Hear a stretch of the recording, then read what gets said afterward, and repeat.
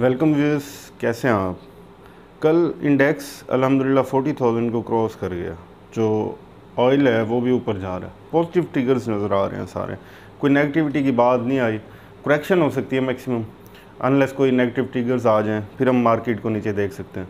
कल बड़ा एक इम्पॉर्टेंट डे था, इम्पॉर्टेंट इस सेंस में कि 2017 के बाद पहली बार इतना ज़्यादा वॉल्यूम हुआ, ट्रेड हुई इतनी ज़्यादा, तो ये एक खुशाइंद बात है। लेकिन एक चीज़ बड़ी अजीब हुई, वो ये हुई कि ये वॉल्यूम जो लगा, इसमें एक जो मेन कंट्रीब्यूटर था वो वर्ल्ड टेलीकॉम था, WTL, जिसे ये एक पेनी स्टॉक है, जिसे कचरा स्टॉक कहते हैं आम लफ्ज़ों में।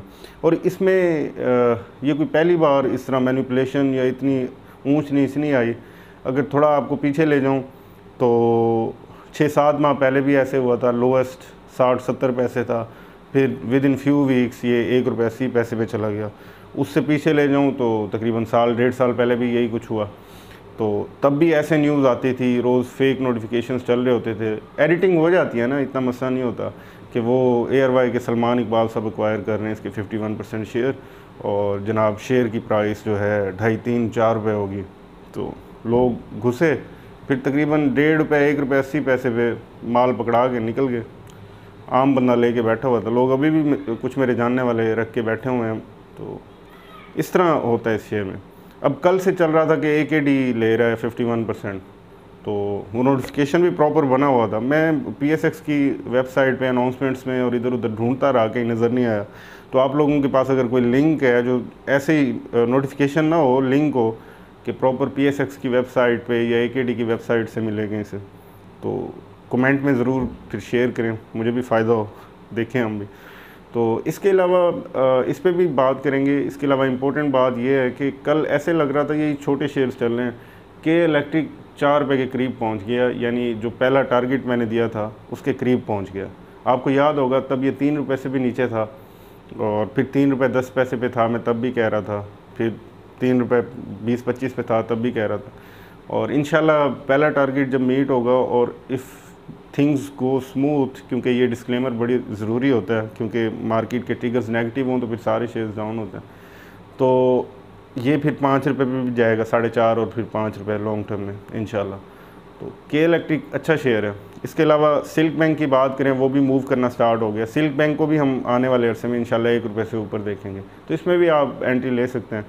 और सिल्क बैंक और WTL का मैं कंपैरिजन इसलिए नहीं बनाता, या के इलेक्ट्रिक का WTL के साथ, कि ये दोनों इनके प्रेजेंस है, एक बड़ी अच्छी ऑपरेशंस हैं के इलेक्ट्रिक की और सिल्क बैंक की। सिल्क बैंक के पास ₹92 अरब के डिपॉजिट्स हैं, और के इलेक्ट्रिक की भी 180 अरब 200 अरब के इनके रेवेन्यूज़ आते हैं। तो WTL का क्या है, उसके वो तो प्योरली सट्टा शेयर है। तो अब सवाल ये पैदा होता है कि चलें, ये बात तो हो गई, अब इसमें क्या करना चाहिए। मैंने एक जो बैलेंस पोर्टफोलियो दिया था, जिसमें पहले नंबर पे होते थे डिविडेंड वाले स्टॉक्स, फिर होते थे ग्रोथ स्टॉक्स, थोड़े रिस्की होते थे लेकिन ग्रोथ होती थी, उसमें स्टॉप लॉस के साथ चलना पड़ता था। फिर एंड पे मैंने बताया था कि ये पेनी या कचरा स्टॉक थोड़े से रख सकते हैं, लेकिन ये आपके पोर्टफोलियो में बहुत ज़्यादा ना हो। परसेंटेज के हिसाब से अगर देखें तो ऐसे ना हो कि 15-20% आप कचरा स्टॉक्स लेके बैठे हों, बड़ी परेशानी वाली बात होगी आपके लिए। अगर आप रख सकते हैं, if you have risk appetite for that, तो then you know the risk, तो आप फिर रख सकते हैं। लेकिन मेन मसला तो पैनिक करने का होता है ना, लोग फिर पैनिक कर जाते हैं। तो सवाल ये पैदा होता है अब इस शेयर को क्या एंट्री लेनी चाहिए, क्या एग्ज़िट लेना चाहिए। एक तो अगर आप लेने का सोच रहे हो तो आपके, जैसे मैंने कहा, पोर्टफोलियो का बड़ा कम हिस्सा हो। ऐसे ना हो आपके पास टोटल इन्वेस्टमेंट ही 2-3 लाख रुपए हो और आप 70-80% या 50% आप WTL में डाल के बैठे हो। तो अब जो है ना, ये कल इसकी जो हाईएस्ट थी 1.47 के करीब थी, यानी ₹1.5 के करीब थी। यहाँ से ऊपर इसका पता चलेगा, क्योंकि ₹1.60-70 80 ऑलरेडी ये जाता रहा, और फिर धड़म से नीचे गिरता था, और फिर सिर्फ 60-70 पे आ जाता था, ₹1 से नीचे। तो आप इसके लिए एक और भी तरीका ये होता है कि अगर आपने लिया है, जिस तरह मैंने कुछ पोर्शन ऐसे ही खेलने के लिए बाय किया हुआ था, मैंने पहले ₹1 पे लिया था, फिर 70 पैसे पे लिया था, 80 पैसे पे, ऐसे थोड़े थोड़े। तो कल जब 1.47 पे गया तो मैंने 1.40 पे कुछ पोर्शन निकाल दिया इसका। मैंने इस तरह, ऐसे होता है कि आप नीचे दोबारा चला जाए तो कुछ ना कुछ ऑलरेडी कमा चुके होते हैं। तो इस तरह यू नो द डील। तो इस तरह ये होता है कि रिस्क भी कवर रहता है सारा कुछ। और मेरी इतनी रिस्क एपिटाइट नहीं थी इस शेयर की कि मैं 2 रुपये का वेट करूँ या 1 रुपये से, तो कुछ पोर्शन बेच दिया 30-35%, बाकी रख लिया, देखेंगे क्यों, because less earning is better than loss. तो ये आप अपने माइंड में रखें अगर आप न्यू एंट्रेंट हैं मार्केट में। तो मैं इस तरह की चीज़ें आपको इनलाइटन करने के लिए शेयर करता रहता हूँ। तो लेकिन अगर आपकी रिस्क एपिटाइट है और आपके पास कोई ख्वाब आया है, कोई नॉलेज है, कोई इनसाइड इन्फॉर्मेशन है कि ये 2-2.5 रुपये पे जाएगा, फिर आप रखें, आपकी मर्ज़ी है। तो इसके अलावा फिर जैसे मैंने ऑलरेडी अर्ज़ किया कि इलेक्ट्रिक है, PIA है, सिल्क बैंक है, ये कंपैरेटिवली मच बेटर स्टॉक्स हैं और इनका सिक्योर फ्यूचर है इन अ सेंस।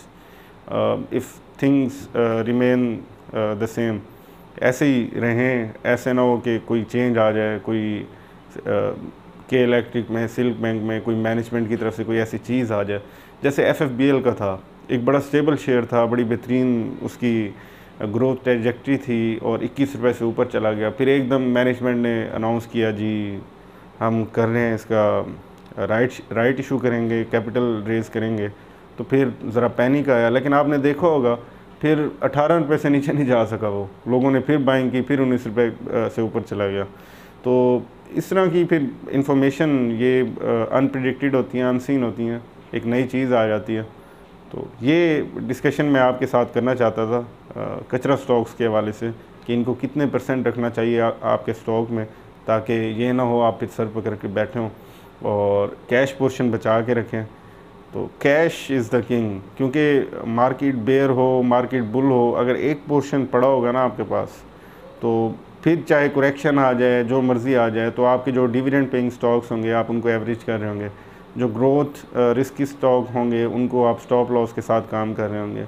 इस तरह जो कचरा स्टॉक्स होंगे उन पे भी आप जब मर्ज़ी, जब market will be touching it's lowest एब, तो आप उस वक्त भी एंट्री ले रहे होंगे because you have the cash. तो ये आज की डिस्कशन थी। अगर आप लोगों का कोई फीडबैक है तो you can give that in the comment section below. मैं ट्राई करता हूँ कि सबको रिस्पॉन्स दूँ, और थैंक यू वेरी मच।